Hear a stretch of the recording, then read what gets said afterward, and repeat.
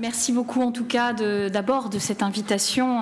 C'est un honneur d'avoir été conviée pour parler de ce sujet qui nous occupe au quotidien et encore plus, je dirais, publiquement depuis 2 mois, depuis ce verdict du 14 mars 2014 dans l'affaire Simbikangwa. Et quand j'ai vu le sujet de cette table ronde, je me suis interrogée sur le point de savoir par où j'allais commencer. Parce que ça fait à peu près 5-6 ans désormais à différents postes que je m'intéresse à ces questions. Et je me suis demandé quel moment fort j'allais vous faire partager sur la genèse de ces procès pour crimes contre l'humanité. Donc modestement, notre premier procès à nous pour le Rwanda, qui sera, je pense, le premier d'une série de procès pour le Rwanda ou pour d'autres zones qui nous occupent actuellement. Mais premier procès cette fois pour le crime de génocide. Alors c'est aussi une première fois d'une certaine manière puisque Bruno Sturlez avec lequel nous avons soutenu l'accusation au procès en parlera de manière bien plus détaillée, mais ça a été aussi ce premier procès pour le Rwanda, ce premier procès pour crime de génocide et ce premier procès pour crime contre l'humanité de manière générale dans le cadre de la compétence universelle. Donc, c'est dire si, en effet, c'était un moment fort quand on a suivi, après Sylvie, toute cette évolution pour en arriver là. Et donc, la réflexion que je me suis faite quand j'ai réfléchi au sujet, c'est que finalement, je ressentais un profond paradoxe que je ressens encore presque, je ne vais pas dire chaque jour quand on travaille sur ces dossiers, mais un paradoxe entre la simplicité, l'évidence que évidemment ces crimes sont tellement graves, touchent tellement à l'humanité que évidemment ils doivent tous nous préoccuper, et puis cette complexité de la mise en œuvre de ces procédures, de ces poursuites, de ces procès. Et je trouve que ça reflète bien le travail que nous faisons au quotidien, ce va-et-vient entre l'universel et puis la complexité que ça engendre. Alors évidemment, si Antoine Garapon était là, il nous dirait que tout ça c'est d'abord une idée avant d'être une mise en œuvre, cette idée de justice pénale internationale, cette idée que les démocraties doivent se retrouver autour de principes communs, de principes universels, qui est évidemment la protection de l'existence même de l'homme. Et donc cette idée à un moment, finalement, là encore une conjoncture historique, rencontre un besoin de justice face à des conflits qui se révèlent de plus en plus nombreux. Et je crois que ce qui est marquant, c'est qu'il n'y a pas un conflit, il n'y a pas une révolution, il n'y a pas une émeute, il n'y a pas un événement qui finalement n'entraîne pas immédiatement, en même temps que le politique, la vision juridique, voire judiciaire sur ce qui est en train de se passer. Et on voit que finalement ces 2 éléments, ces 2 mouvements vont se rejoindre dans la justice pénale internationale. Alors évidemment les États qui en sont à l'origine vont finalement revenir à eux-mêmes en quelque sorte en absorbant cette justice pénale internationale qu'ils ont voulu extraterritoriale, universelle, dans la Cour pénale internationale et auparavant les tribunaux ad hoc. Et finalement, ce sont les États qui vont absorber cette impulsion internationale. Alors ça commence, je ne fais pas l'historique, mais c'est vrai que c'est d'abord la torture, c'est quelque chose qui est maintenant rentré dans les mœurs, je dirais depuis longtemps, avec cette convention de 1984 contre la torture et qui a été adaptée en droit français, qui nous permet de poursuivre un auteur présumé qui se trouverait sur le territoire français au moment de l'engagement des poursuites, quand bien même il serait étranger, aurait commis les faits à l'étranger, sur des victimes étrangères. Donc ça c'est quelque chose qui est relativement, je ne vais pas dire ancien, parce que c'est vrai qu'à l'échelle de l'histoire, c'est pas grand-chose, mais ça a été une première pierre et puis une petite révolution en 1994 quand le code pénal crée enfin ces incriminations pour crimes contre l'humanité crée le crime contre l'humanité, l'insère dans notre code pénal. Ça ne date finalement que de 1994. Et c'est une révolution puisque c'est finalement notre souci permanent de faits dont nous sommes saisis avant 1994 ou après 1994. Évidemment, nous sommes confrontés à ces difficultés de qualification. Et puis c'est un chemin avec les tribunaux ad hoc dont nous reconnaissons la nécessité, puisque nous prenons 2 lois en 95-96 d'adaptation de ces tribunaux ad hoc, TPI Y d'abord, puis TPIR, qui nous engagent à coopérer d'abord, et puis qui ensuite créent une compétence des juridictions françaises pour les auteurs présumés qui seraient sur notre territoire et qui auraient commis des faits durant ces périodes. Et puis c'est enfin le statut de Rome qui crée la Cour pénale internationale, qui entre en vigueur en 2002. Rapidement, une loi de coopération pour la France qui nous engage aussi à coopérer avec la Cour. Et puis un peu moins rapidement, mais finalement, c'est toujours un peu la même chose à l'échelle de l'histoire. C'est pas grand-chose. C'est 8 années de réflexion. Comment adapter ce statut de Rome en droit français? Comment adapter les incriminations? C'est la loi du 9 août 2010 qui permet cette adaptation. Alors évidemment, il y a des critères qui sont discutés sur la résidence habituelle. Je ne reviendrai pas là-dessus en détail. Je crois que le geste de cette adaptation est extrêmement fort parce qu'il insère déjà dans notre code pénal les crimes et délits de guerre. Donc c'est août 2010. Donc c'est quand même très récent. Et puis surtout, il nous oblige à modifier la Constitution pour que notre propre chef de l'État ne puisse s'exciper d'aucune immunité devant la Cour pénale internationale. Et je trouve que, malgré les critiques qui peuvent être justifiées ou non, on peut en discuter, c'est un geste qui est d'une force symbolique incroyable de remettre en cause l'immunité de notre propre chef de l'État. Et puis c'est la création par cette loi d'incrimination, d'incitation au génocide, de responsabilité du supérieur hiérarchique, de cette complicité en quelque sorte par abstention, pour terminer le 5 août 2013 par la loi qui adapte la Convention sur les disparitions forcées. Et donc tout ça, c'est un chemin qui finalement s'est accéléré. Et finalement, de cette idée d'universel, c'est devenu l'affaire de chacun. Et c'est de moins en moins presque une question. Et je trouve que ça va désormais vite sur cette adaptation législative.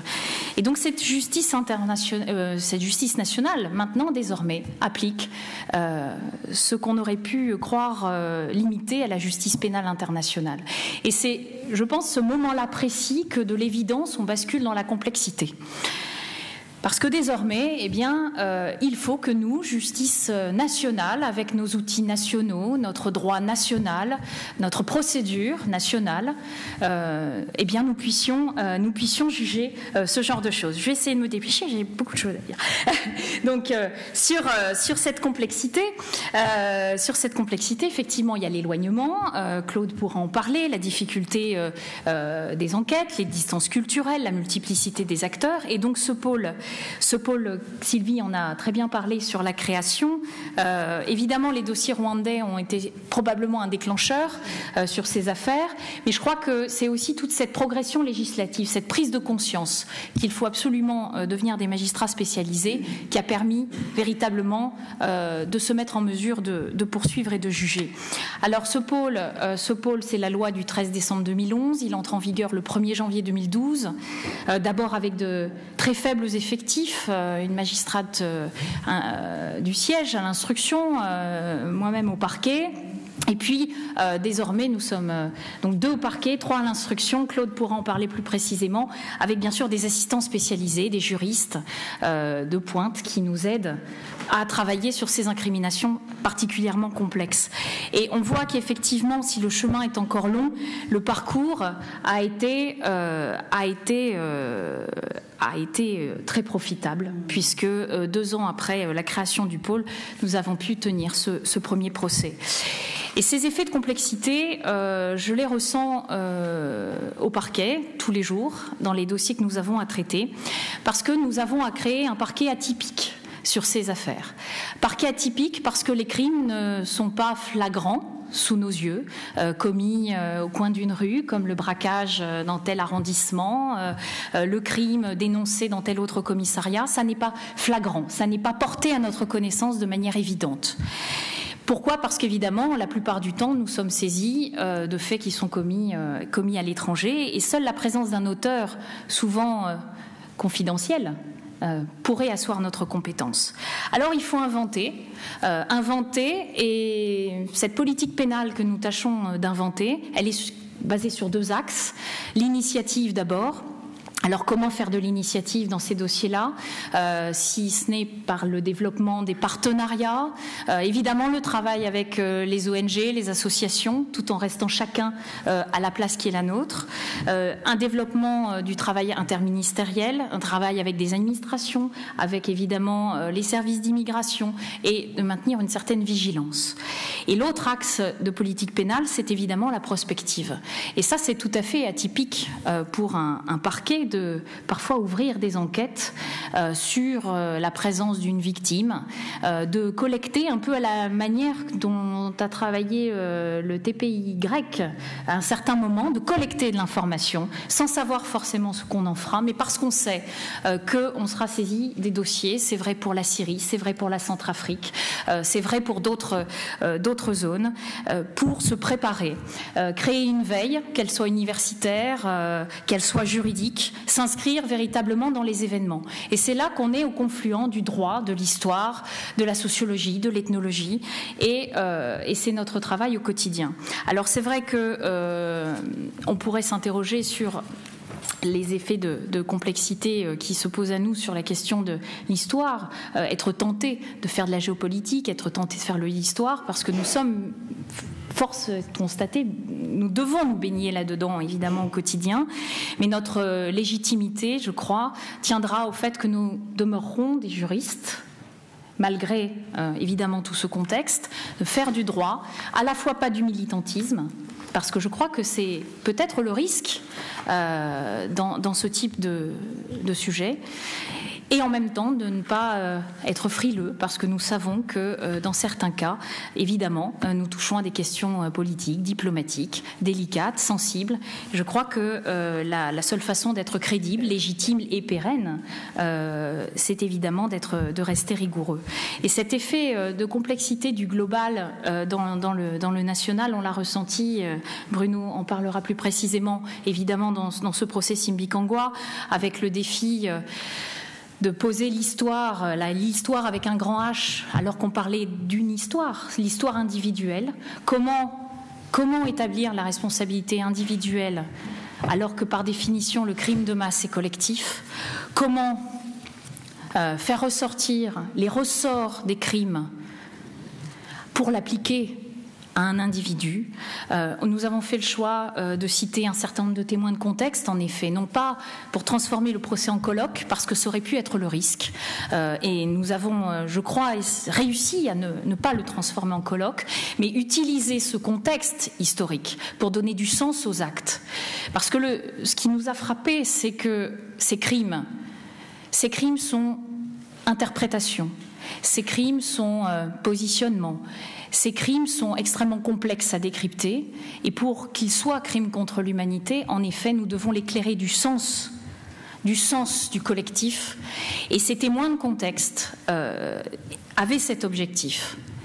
Non pas éloigner, comme ça aurait pu être le risque, on aurait pu parler en effet de la France au Rwanda, du Congo en 96-97, des crimes du FPR, on aurait pu en effet parler de tout ça, je me dépêche, et en effet nous avons essayé de nous départir de cela. Juste quelques points que tu développeras, la question évidemment des victimes, bien souvent absente parce que totalement effacée, et c'est là le paradoxe, un nombre de victimes impressionnant et pourtant totalement effacé dans le prétoire. C'est un peu le crime ultime en quelque sorte.